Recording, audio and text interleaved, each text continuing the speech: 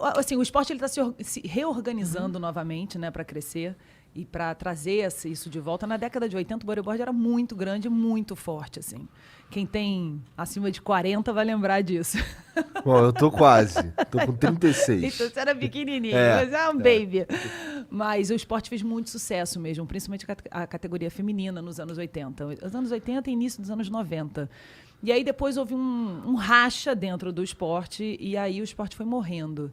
Mas existia um circuito mundial, existia isso tudo. E agora Um tá racha voltando. mundial que tu tá dizendo? Não. O Brasil sempre foi assim o país principal, né? Porque as campeãs mundiais eram daqui, todas. Durante mais de 15 anos, as campeãs mundiais foram daqui.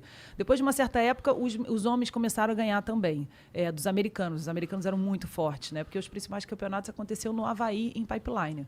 Então, os americanos eram muito fortes. Tinha o Mr. Pipe, que era o Mike Stewart, que era um cara que até hoje eu nunca vi nada igual. O cara parecia o rei da Inglaterra colocando para dentro em Pipeline numa onda de 4 metros, 5 metros. Caralho, que louco. Cara respeitadíssimo, assim, sabe? Os locais havaianos sempre respeitaram o Mike Stewart, entrava. O Mike Stewart olhava pra onda até o local de Pipeline. Opa, deixa o Mike Stewart ir. E aí depois o Brasil, a categoria masculina foi ganhando espaço, foi ganhando dos americanos Mas, enfim, é o esporte que está se reorganizando e a gente ainda vai ouvir falar muito desse esporte de novo, eu tenho certeza. Porque assim, bom, desde que eu comecei a acompanhar esporte e tal, a gente vê muito pouca mídia sobre disso hoje em dia. Né? Não, o esporte, ele principalmente por causa do crescimento do surf, né? O surf cresceu muito, se organizou muito, e no caso, o bodyboard não se organizou tanto assim. Mas agora já existe um movimento muito grande com a liderança de um ex-atleta, que é o Marcelo Pedro, e de vários outros atletas também das antigas, né? E já tem muita gente começando a praticar esse esporte novamente, tem muita menina também praticando. Então, existe um movimento muito grande e eu espero que esse movimento cresça cada vez mais e que a gente possa trazer novamente o bodyboard para frente do jornal, como eu falo, né? Para a manchete do jornal. Eu lembro, né, quando eu era mulher, que nunca consegui subir na prancha de surf, mas as bodyboard a gente brincava, todo né? mundo. Tranquilo, eu gostava pra caramba. Né? E pra tu, como é que tu foi parar no bodyboard? Cara, eu carioca, né, vivia na praia e eu morava num condomínio na Barra da Tijuca, onde o berço do bodyboard foi ali. No feminino, né, no caso. Então, assim, a minha vizinha era a Andréa Lopes. Eu não sei se vocês lembram da Andréa Lopes, mas a Andréa Lopes foi a primeira grande surfista do Brasil, assim, né, que abriu os caminhos para as gringas. Foi a primeira surfista brasileira que conseguiu ir para o pódio de uma etapa de circuito mundial, ganhou uma etapa de circuito mundial no Brasil. Pô, esse condomínio era premiado. Era premiado. E além dela, tinha as irmãs Nogueira. Quem acompanhou o bodyboard lembrava das irmãs Nogueira. E nós éramos muito amigas, crescemos ali, né? Então, a Mariana era muito minha amiga das irmãs Nogueira. E a Isabela, que era a irmã mais velha... Irmã é ótimo, eu me coloquei como irmã também. Mas era uma grande irmandade. Mas ela começou a pegar onda e a gente roubava a prancha dela para pegar onda. Porque a gente vivia na praia. Eu vivia na praia, né? Eu morava ali, então eu vivia na praia. E uma coisa que começou uma brincadeira de uma forma muito orgânica. A Andréia tentou que eu surfasse em pé, mas uma vez eu fui pegar onda em pé, a prancha bateu na minha cara, quebrei os dentes. Caramba, eu falei, eu não quero esse negócio nunca mais. Aí eu migrei pro bodyboard de vez, assim, convicta. Mas uma coisa que começou como brincadeira, e aí logo as competições também se iniciaram, começaram a ser feitas as competições, os patrocinadores começaram a aparecer. Isso eu tinha 10 anos de idade, a Mariana tinha 12 e a Isabela 14. Então era essa garotada, assim, de 14, 15, né? E a década de 80 foi uma década muito rica, de um movimento muito grande dos jovens, né? Um movimento de libertação da música, a moda, a mesma coisa, né? Aquela coisa do fluorescente, do muito colorido, né?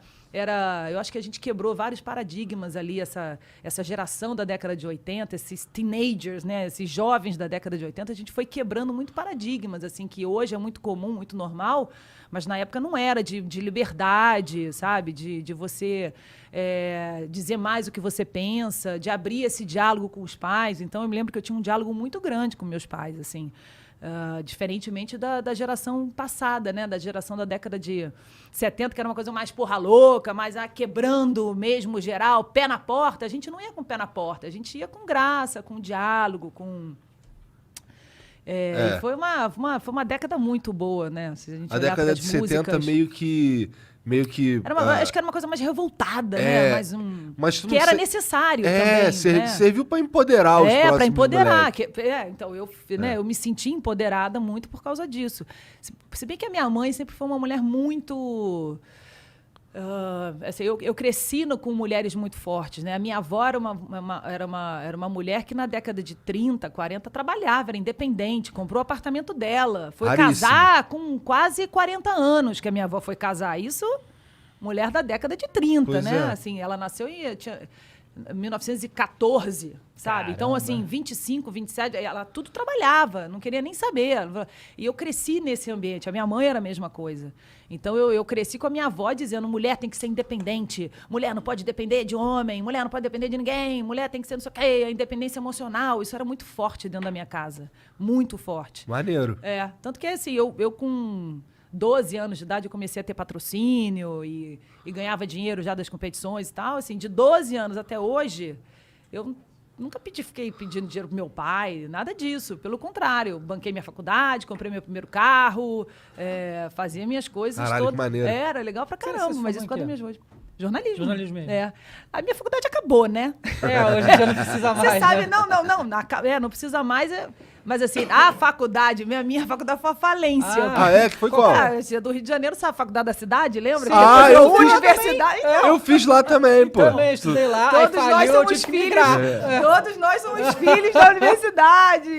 Quer dizer, na minha época, a faculdade da cidade. Não, eu estudei adorava. desde primeira série até terminar o ensino médio lá e fui fazer faculdade lá. Aí Mentira, faliu. eu nem sabia que tinha. Tinha, tinha lá no Meyer. Ah, Lá no eu não Meyer, sabia, não. É. Putz, eu adorava aquela faculdade. Ai, como eu gostava daquela faculdade. E olha que eu morava na Barra, hein? Pegava ônibus qual todo unidade que você dia. era? Eu era muito nova, eu entrei na faculdade com 17 anos. Não, eu nunca perguntei qual Ah, unidade. desculpa. Não, mas Ah, ótimo, aí também. perdão. Ipanema. Ipanema. Ipanema. Ah, tá. Não, a gente fez lá no Meyer. Ah, tá, no Meyer, tá bom. Surgiu lá, né? Começou lá na do Meyer, né? Não, eu nem sabia, porque aquele prédio era tão bacana ali, tanta gente passou por ali, assim, sabe? Muita gente. Maria Beltrão. Caraca, eu não estudou lá sabia também. disso, não. Muita gente Ah, estudou teve ali, uns caras cara. escrotos também, tipo Sérgio Cabral. Também teve isso. Mas eu prefiro olhar pro positivo, Tá. pra Maria Beltrão, pra A gente. gente, exato. Bom, o pior é que eu fui pegar meu diploma, eu terminei a faculdade lá, e Você aí... sabe que sumiram os diplomas, né? Exato. É? Não, tem Sumiram. gente que se formado sem diploma.